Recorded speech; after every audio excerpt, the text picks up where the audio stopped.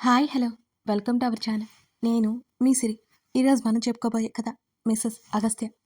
కథలోకి వెళ్ళే ముందు వీడియోని లైక్ చేసి హైప్ చేయడం మర్చిపోకండి. Mrs Agastya part 180.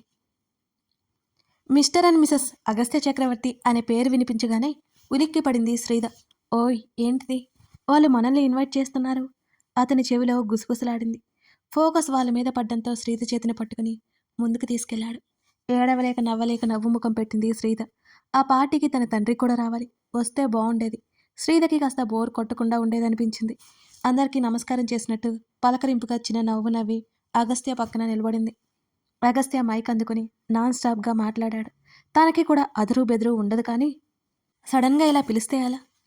ఎందరిలో అయినా తను చెప్పాలి అనుకున్నది నిక్కచ్చిగా చెప్పగలదు.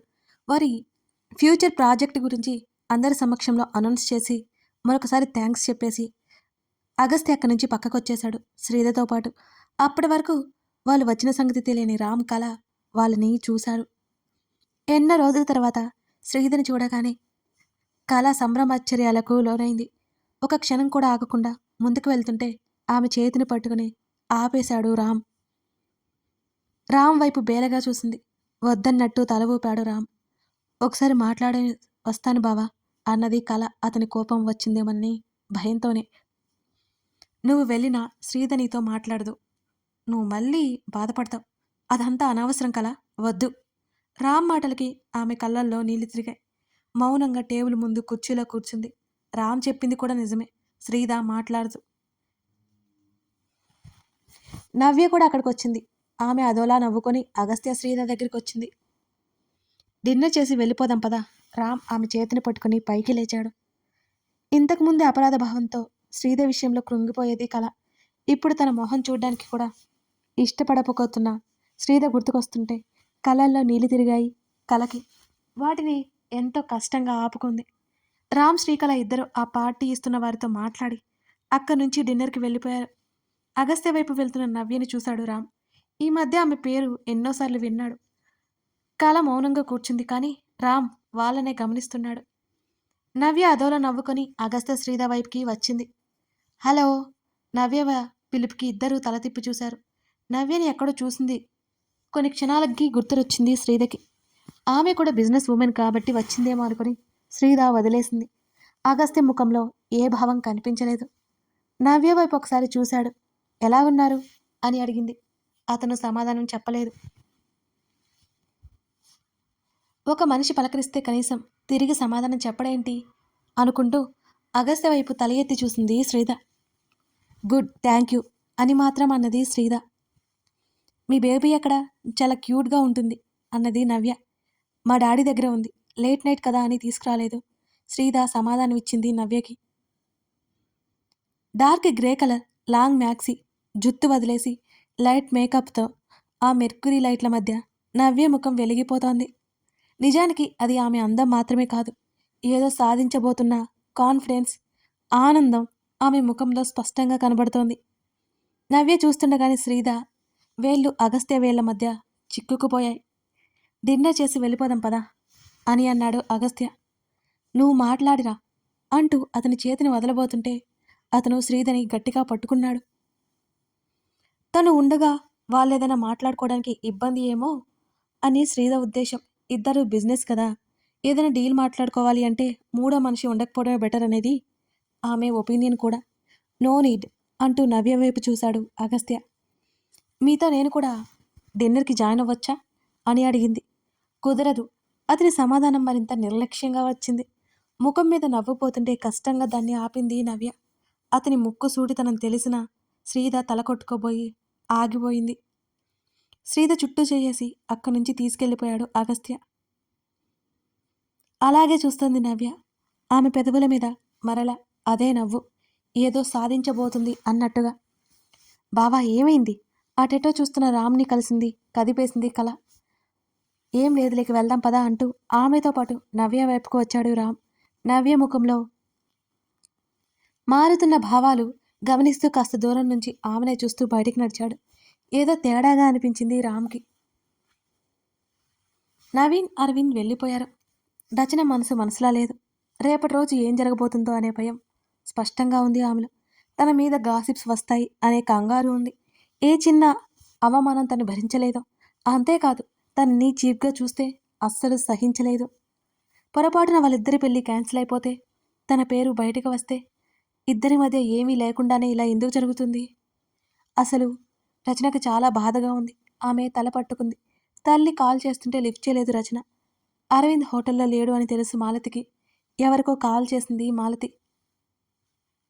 10 నిమిషాల్లో మీరు ఇక్కడ ఉండాలి. అరవింద్ వచ్చేసరికి దాన్ని తీసుకెళ్ళిపోవాలి. దాన్ని ఏం చేస్తారో మీ ఇష్టం. ఇంకోసారి నాకు నా అరువుకి మధ్యలో అది రాకూడదు. జాగ్రత్తగా ఫోన్లో మాట్లాడుతోంది మాలతి. ఆమె చెప్పినట్టుగా 10 నిమిషాల తర్వాత ఇద్దరు వ్యక్తులు ఆ హోటల్ లోపలికి ప్రవేశించారు. రచన ఉన్న రూమ్ కారిడార్లో వాళ్ళు మొత్తం గమనిస్తూ తిరుగుతున్నారు. వాళ్ళు లోపలికొచ్చిన తర్వాత మాలతి వాళ్ళని కలవలేదు, కాంటాక్ట్ అవ్వలేదు కూడా. ఈరోజు వాళ్ళు వచ్చిన పని అయిపోతుంది. ఆమె సంతోషపడిపోయింది. అరవింద్ అందుకే తనని వద్దనుకుంటున్నాడని బలంగా అనుకుంది. రచన 4 రోజులు కనపడకపోతే అరవింద్ తన దారికొస్తాడని మాలతి అభిప్రాయం. డోర్ బెల్ మోగుతుంటే ఆలోచనలో ఉన్న రచన ఉలిక్కిపడింది. మరోవైపు, అరే ఆ అమ్మాయి అంతగా మాట్లాడుతుంటే సమాధానం ఇవ్వేంటి నువ్వు? అగస్తిని అడిగింది శ్రీద. నాకు ఇష్టం లేకపోతే నాకు మాట్లాడాలి అనిపించదు అంటూ ఆమెతో పాటు తినడానికి కూర్చున్నాడు అగస్త్య. సర్వెంట్ వచ్చి ఇద్దరికి కావలసినవి ఇచ్చి వెళ్ళిపోయింది. నువ్వేంటో నాకు అసలు అర్థం కావు తెలుసా? నువ్వే కదా మాట్లాడావు నిన్న ఆ అమ్మాయితో. ఇవాళ నీకే నచ్చలేదు అంటున్నావు. భుజాలు కదిలించి తినడంలో మునిగిపోయింది శ్రీద. ఏం ఆలోచిస్తున్నావు? శ్రీకల్ని చూస్తూ అడిగాడు రామ్. ప్రయాణం మొదలైనప్పటి నుంచి కళ అసలు ఒక్క మాట కూడా మాట్లాడట్లేదు. మౌనంగానే ఉంది. ఏం లేదన్నట్టు అడ్డంగా తల ఊపింది. రోడ్డు మీద ఒకవైపు కారు ఆపాడు రామ్. ఎందుకన్నట్టు అతని వైపు చూసింది కళ. ఆమె చేతిని పట్టుకుని కారులో నుండి దింపి బయటకు తీసుకొచ్చాడు రామ్. బాగా రాత్రి అవడంతో ట్రాఫిక్ పూర్తిగా తగ్గింది. అక్కడక్కడ మాత్రమే వాహనాలు వెళుతూ వస్తూ ఉన్నాయి. ఫుట్పాత్ మీద దూరంగా వేసిన బెంచులు చున్నాయి. వీధి లైట్లు విపరీతంగా వెలుగుతున్నాయి. వర్షం పడే సూచనలు వస్తున్నట్టు ఆకాశం మబ్బు పట్టి ఉంది. ఆమెతో పాటు బెంచ్ మీద కూర్చున్నాడు రామ్. ఇంకా నా మీద కోపం పోలేదా నీకు? రామ్ మాటలకు అతని వైపు చూసింది కళ. అప్పుడే పిల్లలు వద్దు అన్నాను, కానీ చంపేసేంత మూర్ఖిని కాదే నేను. ఆమె చేతిని పట్టుకుని తన 2 చేతులతో బంధించాడు రామ్. అతని వైపు చూస్తుండగానే ఆమె కళ్ళల్లో నీళ్లు నిండుకున్నాయి. ఒకే ఒక్క మాట నాతో చెప్తే నేనేమంటానే? ఫస్ట్ కోప్పడతాను, ఆ తర్వాత హ్యాపీ ఫీల్ అవుతాను. అంతేగాని అబార్షన్ చేయిస్తాననుకున్నావా? అతని గొంతులో లీలగా బాధ కనబడుతోంది. అది కాదు బావా. ఆమె చెప్పడానికి ప్రయత్నం చేసినా గాని దుఃఖం గొంతుకు అడ్డుపడి మాట బయటికి రానివ్వకుండా చేస్తోంది. నేనేమంత రాక్షసున్నో ప్రతిసారి నిరూపిస్తూనే ఉన్నావు. నేను దాన్ని తప్పు పట్టను, ఎందుకంటే అది నిజం కాబట్టి. కానీ నేను నా బిడ్డని చంపేసేంత మూర్ఖుణ్ణి కాదే. అన్నీ సంపాదించిన తర్వాత ప్లాన్ చేద్దామని చెప్పాను తప్పితే వద్దు అని అనలేదు కదే. రామ్ చెప్తుండగానే అతని అరిచేతిలో ముఖం దాచుకుని కళ ఏడవసాగింది. నాదే తప్పు బావా, నాదే తప్పు. నీతో చెప్పాలి అనుకున్నాను కానీ నాకు భయం వేసింది. హాస్పిటల్కి వెళ్ళి వచ్చి నీతో విషయం చెప్పాలి అనుకుంటూనే ఉన్నాను కానీ ఆలోపే అది జరిగిపోయింది. నా చేతులారా నేనే నా బిడ్డను పోగొట్టుకున్నాను అంటూ ఆమె చెప్తుండగానే ఆమె ఏడుపు శబ్దం వెక్కిళ్ళగా మారి విపరీతంగా వినబడుతోంది. వెంటనే ఆమెను దగ్గరికి లాక్కున్నాడు రామ్. బయటికి ఏడవగలుగుతోంది, అతను ఏడవలేకపోతున్నాడు. అంతే తేడా. కానీ ఆమె హాస్పిటల్లో చావు బ్రతుకుల మధ్య ఉన్నప్పుడు అది కూడా అయిపోయింది. కాకపోతే ఆ విషయం ఆమెకే తెలియదు. అతనికి ఒక్కడికే తెలుసు ఎంత ఏడ్చాడో. మొదటి నుంచి అతనంటే అతనికి బాగా ఇష్టం. ఎవరిని అంత దగ్గరకు కూడా రానివ్వడు. శ్రీద అంటే ఒకలాంటి పిచ్చి ఏర్పడింది. ఆ పంతంతోనే అతని జీవితం నాశనం చేసుకున్నాడు. మెల్లిగా శ్రీద మీద కోపం పంతం విరక్తిగా మారిపోయింది. తెలియకుండానే కలతో అతని జీవితం ఊహించేసుకున్నాడు. అతని జీవితంలోకి తెచ్చుకున్నాడు. ఆమె జీవితంలోకి ప్రవేశించాడు. కానీ ఆమె చావు బ్రతుకుల మధ్య ఉన్నప్పుడే అర్థమైంది అతనికి ఆమె లేకపోతే తను బ్రతకలేడని. కానీ కళకి ఇవేమీ తెలియవు. అందుకే అతని ప్రేమ మీద ఇంకా సందేహంగానే ఉంది. నీతో ఒక విషయం అసలు చెప్పలేదు కదా అంటూ ఆమె కళ్ళు తుడిచాడు రామ్. ఏంటన్నట్టు కళ్ళెత్తి చూసింది కళ. నువ్వు హాస్పిటల్లో ఉన్నప్పుడు డబ్బు కోసం చాలా ఇబ్బంది పడ్డాను. నా దగ్గర ఉన్నదంతా పెట్టేశాను. అయినా సరిపోలేదు. నీ పేరు మీద ఉన్న స్థలం అమ్మాలని చూస్తే అది కుదరదు అన్నారు. నా సేవింగ్స్‌తో సహా ప్రతి రూపాయి పెట్టేశాను. అయినా సరే 10 రోజులు కూడా రాలేదు. అప్పటికి నీ సిట్యుయేషన్‌లో ఎటువంటి మార్పు లేదు. నీ బంగారంతో సహా అన్నీ నా నుంచి పోయాయి. అప్పుడే శ్రీధ హాస్పిటల్‌లో కనిపించింది అంటూ అతను చెప్తుండగానే ఆశ్చర్యంగా చూసింది కళ. నిజంగానే రామ్ అంత ఇబ్బంది పడ్డాడని ఆమెకు నిజంగానే తెలీదు. ఇప్పుడు కూడా అతని మాటల్లో వింటుంది తప్ప పూర్తిగా తెలియదు కలకి. సరిగ్గా అప్పుడే శ్రీధ నాకు సాయం చేసింది. నేను సాయం అడగలేదు. నీ పరిస్థితి తెలుసుకుని తనే నాకు డబ్బు ఇచ్చింది. అవి తిరిగి రావని తెలిసినా మారు మాట్లాడకుండా 20,00,000 నాకిచ్చింది అని చిన్నగా నవ్వాడు రామ్.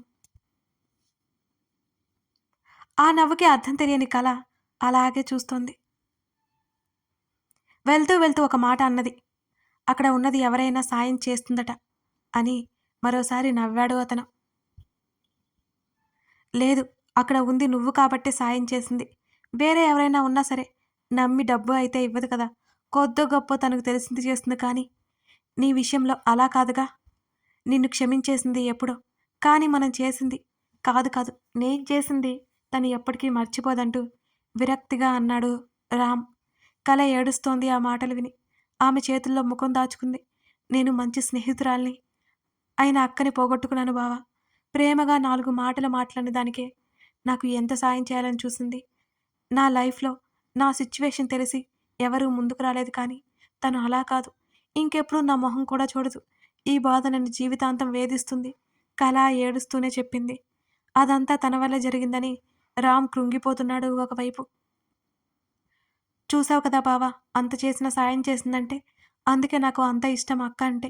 ఎన్నిసార్లు తిట్టినా, చీకొట్టినా సరే నేను మాట్లాడుతూనే ఉంటాను అన్నది కళ. ఆమెని కాసేపటికి ఊరడించి, ఇక వదిలేయ్. ఇప్పుడు శ్రీధకి నీ మీద కోపం లేదు. తను మన సంతోషం కోరుకుంది కాబట్టే మనకి సాయం చేసింది. ఇక నువ్వు ఏడవడానికి వీల్లేదు. ఇందులో మనిద్దరి తప్పు ఉంది. నువ్వు నాకు విషయం చెప్పకపోవడం, నేను నిన్ను మాటలతోనే భయపెట్టడం. నాకు నువ్వు తిరిగి వచ్చావు. అది చాలు. సంతోషించాలిక. నువ్వు కూడా అదే విషయం దృష్టిలో పెట్టుకోవాలి. ఖచ్చితంగా తొందరలోనే మన బిడ్డ మన దగ్గరికొస్తుంది. రామ్ నుంచి అటువంటి మాటలు తను వినడం చాలా చాలా తక్కువ. ఆశ్చర్యంగా అలాగే చూస్తోంది శ్రీకళ అతన్ని. వెళ్దామా అని అడిగాడు రామ్. ఆమె తలాడించి లేచి కారు వైపుకొచ్చింది. తనకు పరిచయమైన రామ్ ఇప్పుడు చూస్తున్న రామ్ పూర్తిగా వేరు. అవును, వేరు. తనకు పరిచయమైనప్పుడు ఆస్తి, అందం అన్నీ ఉన్నాయి. ఇప్పుడు అన్నీ వచ్చి ఉన్నాయి. కానీ మార్పు మాత్రం స్పష్టంగా కనబడుతోంది ఈ కలకి. ఆమె కోరుకున్నది కళ్ళ ముందు కనబడుతుంటే సంభ్రమాశ్చర్యాలకు గురైంది శ్రీకళ. తనని పట్టుకొని నడిపించుకొని వెళ్తున్న విధానంలోనే అర్థమైపోయింది తనని ఎంత జాగ్రత్తగా చూసుకుంటున్నాడు అనేది. కళ మనసులో ఉన్న అతిపెద్ద భారం ఒక్కసారిగా దిగిపోయినట్టుంది. ఆమె మనసు కాస్త తేలికైంది. కారులో వెళ్తున్నంతసేపు అతన్నే గమనిస్తోంది శ్రీకళ. డోర్ బెల్ మేగుతుంటే ఆలోచనల నుంచి ఉలిక్కిపడింది రచన. ఇంత అర్ధరాత్రి వేళ ఎవరో వచ్చుంటారు? నవీన్, అరవింద్ ఇద్దరూ లేరు. ఒకవేళ ఫుడ్ తీసుకొచ్చారా? ఆమె లేవబోతుంటే నవీన్ నుంచి కాల్ వచ్చింది.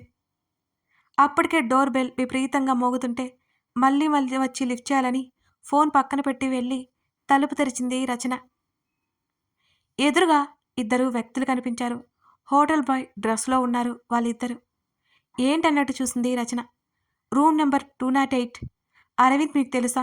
హిందీలో అడిగాడు అతను. తెలుసు. ఆమె తిరిగి బదిలిచ్చింది అతనికి. అతనితో పాటు ఉన్న వ్యక్తికి యాక్సిడెంట్ అయింది. హాస్పిటల్లో అడ్మిట్ అయ్యారు. వారి మాటలు వినగానే ఒక్కసారిగా అదిరిపడింది రచన. అందుకే తనకి నవీన్ నుంచి కాల్ వచ్చి ఉంటుంది అనుకుంటా. ఏ ఏ హాస్పిటల్? ఆమె చేతులు తెలియకుండానే వణుకుతున్నాయి. 2 కిలోమీటర్స్ దూరంలో ఉంది మేడం. మీకు అడ్రస్ చెప్తాను. వెళ్ళండి అని వారు చెప్పడంతో ఆమె త్వరగా మొబైల్ బ్యాగ్ తెచ్చుకుంది. రూమ్ డోర్ లాక్ చేసి బయటికి వచ్చింది రచన. మరో 5 నిమిషాల్లో ఆ హోటల్ నుంచి బయటపడ్డారు. వెంటనే నవీన్ మొబైల్కి తిరిగి కాల్ చేస్తుంటే ఆమెతో పాటు ఉన్న ఇద్దరు వ్యక్తులు భయపడ్డారు. ఆమె దురదృష్టమో వాళ్ళ అదృష్టమో నవీన్ కాల్ లిఫ్ట్ చేయలేదు. ఆటో కోసం చూసింది రచన. ఆ హోటల్ బాయ్స్ ఇద్దరు దూరం నుంచి ఆమెని గమనిస్తున్నారు. క్యాబ్ బుక్ చేసుకోవాలని చూడగా ఆటో వచ్చి ఆగడంతో గబుక్కున ఎక్కేసింది రచన ఇక ఆలోచించకుండానే. ఆమె హాస్పిటల్ అడ్రస్ చెప్పి అతన్ని తీసుకెళ్లమంది. ఆటోలో వెళ్తోంది. మరో కిలోమీటర్ ప్రయాణించిన తర్వాత ఆమె మొబైల్ మోగింది. అరవింద్ నెంబర్ నుంచి కాల్ వస్తుంటే టక్కున లిఫ్ట్ చేసింది. ఆమెను ఎటో తీసుకెళ్లిపోతున్నాడు ఆటో డ్రైవర్. కొత్త ప్లేస్ కాబట్టి ఆమెకి అర్థం కావడం లేదు. కథ కొనసాగుతోంది. అరవింద్తో ఫోన్ మాట్లాడగలుగుతుందా రచన? లేకపోతే ఆమెను తీసుకెళ్ళిపోతారా? నెక్స్ట్ ఏం జరగబోతుంది? ఇదంతా అరవింద్కి తెలుస్తుందా లేదా? తెలియాలి అంటే మీరు మిగతా కథని ఫాలో అవ్వాల్సిందే. ఈ కథ మీకు నచ్చిందని అనుకుంటున్నానండి. లైక్ చేసి కామెంట్ చేయడం మర్చిపోకండి. Thank you for watching this video. మరో ఎపిసోడ్తో మనం మళ్ళీ కలుద్దాం.